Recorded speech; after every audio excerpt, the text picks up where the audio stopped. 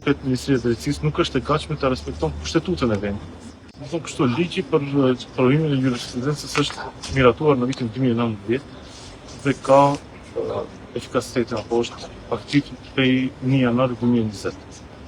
Që nga ajo kohë deri më tani provimi është dhënë në mënyrë si ka lidhë, ashtu siç ka vlerësuar vetë Ministria e Drejtësisë. Ka një defekt në ligjin,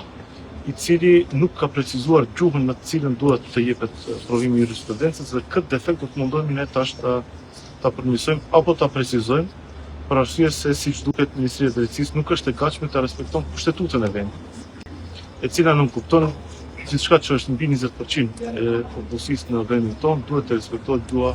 kombëtare që nuk kupton, gjuha shqipe duhet të jetë zyrtare dhe është e drejtë çdo juristi apo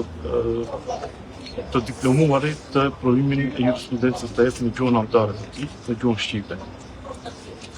Këtu do ta përsëris edhe një herë qëndrimin e Vlenit se jemi pro kësaj kërkese dhe përkraja jonë do të jetë maksimale ndaj studentëve që ata të fillojnë të japin provimin në gjuhën shqipe.